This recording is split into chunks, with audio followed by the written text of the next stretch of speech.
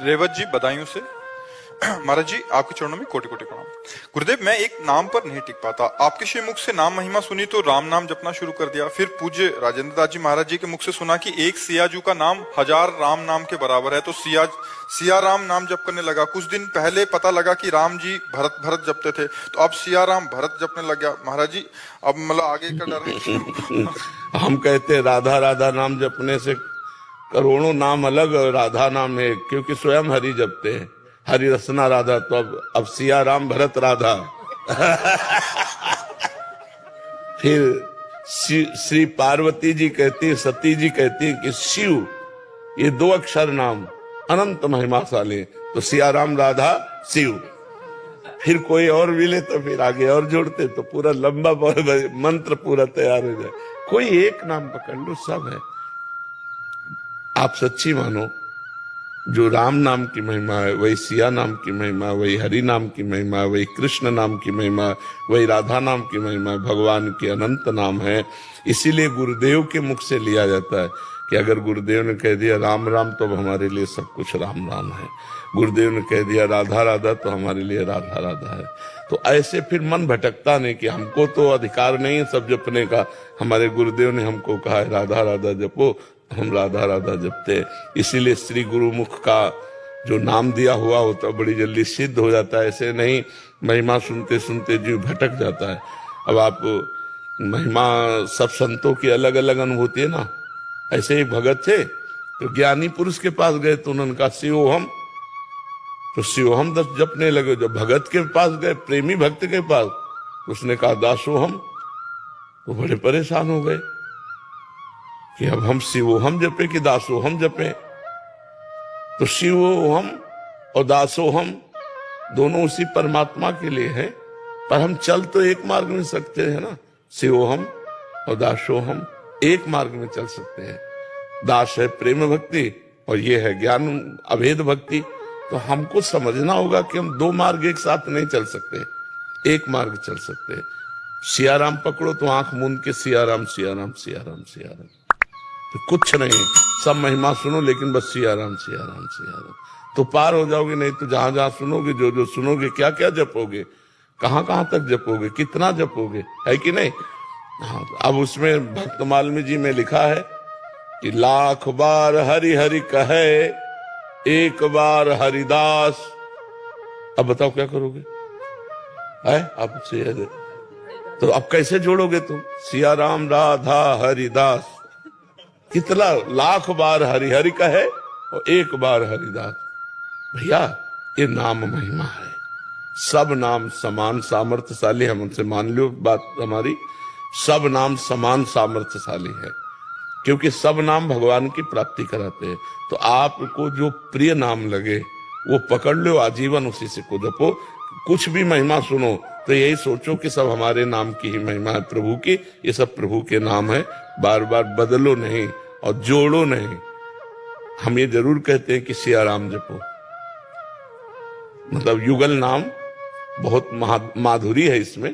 तो सिया राम सिया राम सिया राम, बस इसी में भरत जी प्रसन्न, इसी में हनुमान जी प्रसन्न, इसी में पूरा जगत प्रसन्न। जा पर कृपा राम की हुई, ता पर कृपा करे सबको हुई। बस ऐसा मान लो, ठीक है। गुरुदेव महाराज मैं पहले शिव जी की भक्त थी, अब राधा रानी ने कृपा करी है, उनका प्रेम है, तो अब मैंने मंत्र छोड़ दिया शिव जी का, तो उसका दोष लगेगा, मैं क्या करूं।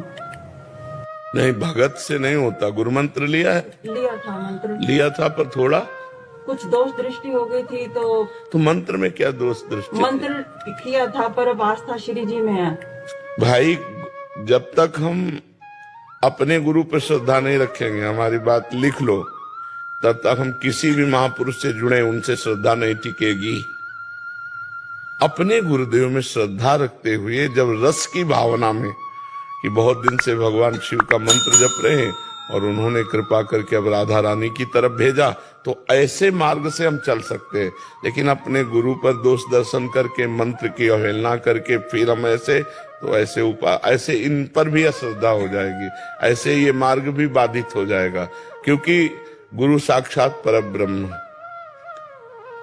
क्या टीचर की योग्यता को विद्यार्थी जान पाएगा क्या?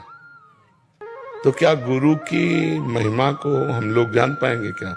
तो हम गुरु पर दोष दर्शन क्या करते हैं? तो अगर कामी तुम्हें दिखाई दे रहे हैं तो ये मेरा दोष दर्शन है, लोभी दिखाई दे तो मेरा दोष दर्शन। गुरु साक्षात परब्रह्म, पहले मान के देखो। पर उनकी सब शिक्षा का हम पालन करते हैं, जैसा वो बोलते हैं वैसा करते थे।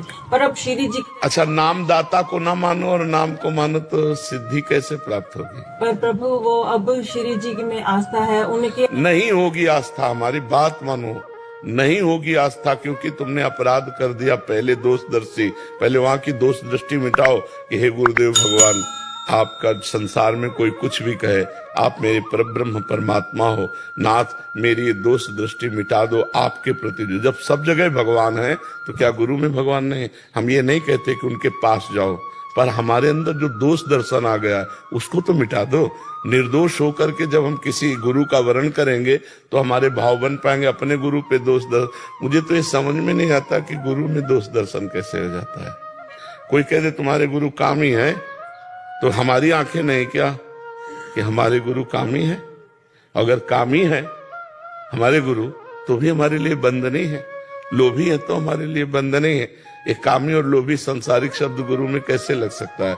गुरुर ब्रह्मा गुरुर विष्णु गुरुर्देव महेश्वरा गुरु साक्षात परब्रह्म तस्मै श्री।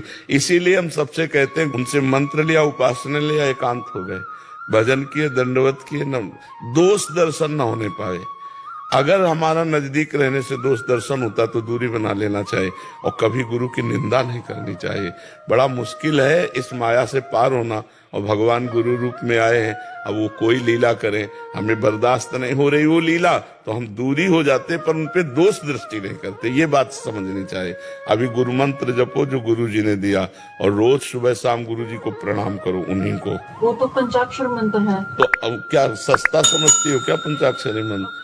विश्व ब्रह्मांड को हिला के रख दे इतनी सामर्थ्य पंचाक्षरी मंत्र में। अब मैंने शिव बाबा से ही प्रार्थना की थी कि मेरे को इधर प्रेम भक्ति दो, तो इधर का मार्ग दे दिया उन्होंने। अब सारा प्रेम इधर। हाँ, अभी क्या होगा, अभी की चर्चा में आपकी जबान से गुरु के प्रति दोष दृष्टि आई, तो आप पहले इसका समाधान करो कि हमारे गुरु साक्षात परब्रह्म में बिल्कुल दोष दृष्टि नहीं करती। ऐसी भावना रखनी चाहिए। देखो, माँ माँ है, माँ कैसी है ये प्रश्न नहीं उठता। कैसी हो तो माँ होनी चाहिए, ऐसा नहीं होता। माँ है, अब इसके बाद जो है सो है, पर वो माँ है, गुरु है, और वो जैसे हैं वो जाने। हमको जो उन्होंने दिया वो हमें अपने मार्ग में चलते रहना। गुरु की निंदा करने वाला कभी भी किसी भी सतमार्ग में जाए वो सफल नहीं हो सकता, क्योंकि गुरु तत्व भगवान है, भगवान ही गुरु है, दूसरा कोई नहीं है। तो देखो, हमें अपने गुरु में भाव रखना है, हमें गुरु से भाव विमुख नहीं होना। हाँ, हम ये जरूर कहते हैं, यदि आपको ऐसा लगता है कि मेरी क्षमता नहीं है तो हम दूरी बना लें और गुरु के चरणों की रोज सुबह शाम पूजा करें मानसिक, और मंत्र जप करें, सिद्ध हो जाओगे, बढ़िया मंगल हो जाए। पहले अपनी बिगड़ी संभालो फिर आगे बढ़ो, नहीं राधा रानी के भी मार्ग में सफल नहीं हो सकते।